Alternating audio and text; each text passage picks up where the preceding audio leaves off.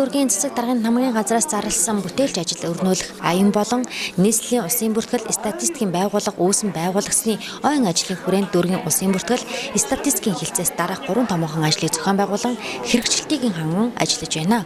Үүнд иргэний бүртгэлийн ажилчид ерхий боловсролын сургууль дээр очин 16 нас хүрсэн сурагчдыг бичиг баримтжуулах, төрсний бүртгэл, гэрлэлтийн бүртгэл, гэрлэлт сэргээлтийн болон шүүхийн журмаар гэрлэлт цуцлалтын бүртгэлийг 2020 дээр шилжүүлэн иргэдийг үйлчлэг авах нөхцлөөр хангах эд хөрөнгийн эрхийн бүртгэлийг хийх зэрэг ажлуудыг хэрэгжүүлэн ажиллаж байна.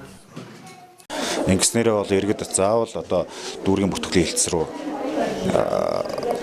ирж дугаарлаад очрлоод ах шаардлага байхгүй. Ойрхон хорон дээр, харийн хорон дээр очиод бүртгэлийн хэлэгч болцоотой болж байгаагаар даачаал бүгдэлтэй юм аа. Эд хөрөнгийн чиглэлээр манай дүүргээс бол нийслэлийн авто худалдааны зохицолттой хамтраад зогсоолын одоо гэрчлэгээ гараагүй удаж байгаа тийм иргэдийн 800 гаруй иргэдийн бичиг баримтыг хүлээж авч илүү цагаар ажиллаж гэрчлэгээжүүлэх ажлыг бас мөн зохион байгуулж байна.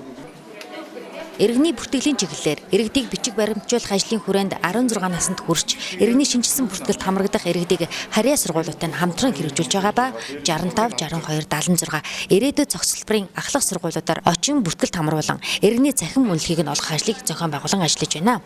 Энэхүү бүтээлч ажил аяны хүрээнд одоогийн байдлаар дээрх ерхий боловсролын 4 сургуулийн 50 гаруй хүүхдийг цахим иргэний үнэмлэхтэй болгоод байна. Иргэд болон хүүхдүүд иргэний цахим үнэлгээ аваагүй хугацаа алддаг, ойлголт муу байдаг учраас тэдэнд энэ талаарх ойлголт мэдээлэл өгөх, эрхээ эдлэгт нь туслаж байгаа ажил юм гэж тус хэлтсийн ажилтнууд ярьж байлаа.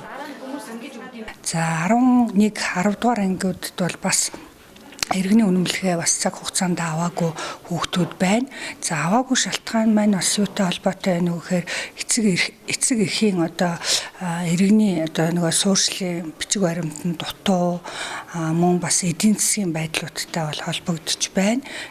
Иргэний цахим үнэлгээ авах гэж байгаа иргэд болон хүүхдүүд өөрийн төрсний гэрчлэгээ эцэг эхийн иргэний үнэмлэхтний хуулбар тэмдэгтийн хурамж болох 3300 төгрөг, иргэний үнэмлэхтний 15000 төгрөгийг тушаасан байх шаардлагатай гинэ. Энэхүү бүтээлч ажил аяныг 4-р сарыг дуустал 1 сарын хугацаанд өрнүүлэх бөгөөд сонгон хайрхан дүүргийн төгсөг ангийн сурагчдыг шинжилсэн бүртгэлд хамруулан иргэний цахим үнэлгэхийг олгохоор төлөвлөжээ. Одоогийн байдлаар 2016 он гараад дүүргийн хэмжээнд 5095 иргэнийг цахим иргэний үнэлэхтэй болгосон байна.